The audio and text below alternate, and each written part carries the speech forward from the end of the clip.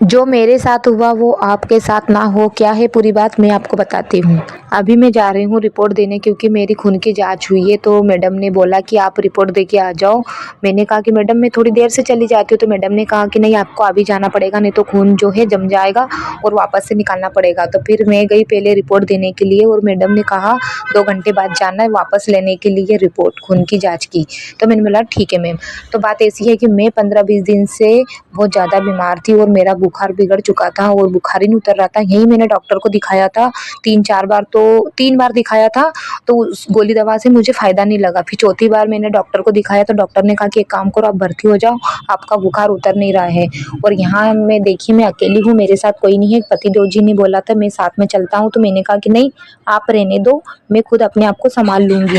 क्योंकि बच्चे छोटे-छोटे थे, अगर वो आ जाते तो फिर बच्चों को कौन रखता। तो पतिदेव जी खाना देके मुझे वापस सुबह-शाम खाना देने आ जाते थे हॉस्पिटल और खाना देके वापस चले जाते थे। वो मेरी साइड में यहाँ पे देखो नए चद्दर बिछाए गए हैं क्योंकि कोई आने वाला था अधिकारी चेक करने के लिए। पहले हमको पुराने चद्दर दिए थे, फिर कोई अधिकारी आने वाला था तो उन्होंने नए चद्दर दे दिए।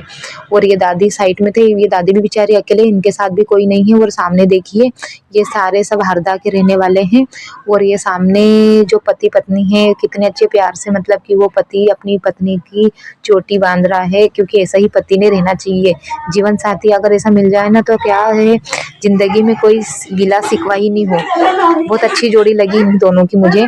और एक दिन ये मेरी साइड में जो बेचारी दादी है, इन्होंने मेरा बहुत सपोर्ट किया, क्योंकि एक दिन मुझे बॉटल लगी और मैं सो गई, बॉटल मुझे लगी हुई थी और मुझे पता ही नहीं कब ख़त्म हो चुकी थी। बेचारी साइड वाली दादी ने सिस्टरनी को बुलाने गई।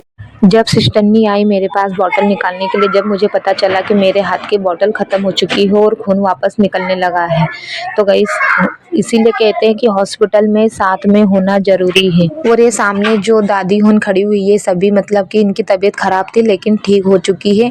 तो सब अपने अपने गाँव की बातें करने लगे, मतलब पहचान की बातें करने लगे। और ये जो दादी नीचे बैठी हुई है सिर ढक रही हैं, इनके बगल में इनके हस्बैंड आए हैं, मतलब दादाजी है।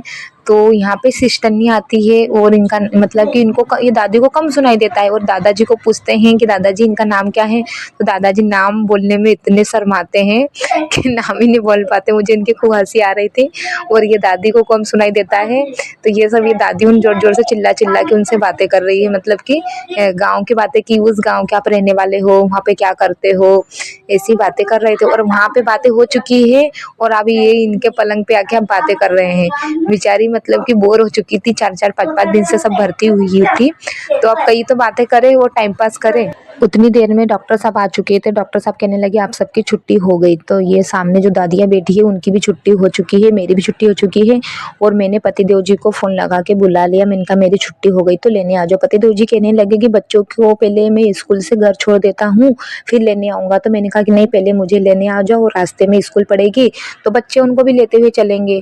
आप पहले बच्चे उनको छोड़ने जाओगे फिर मुझे लेने आओगे तो ज़्यादा टाइम हो जाएगा। तो बोले हाँ ठीक है पहले मैं आता हूँ। तो पतिदेव जी मुझे पहले लेने आ गए, फिर हमने रास्ते से बच्चों को लेते हुए घर गए। और मैं आप सबको यही कहना चाहूँगी कि हॉस्पिटल जब भी जाओ ना कोई साथ होना ज़रूरी है, क्योंकि वहाँ पे क्या कब हो जाए कोई भरोसा नहीं। मेरे साथ जो हुआ वो आपके साथ ना हो।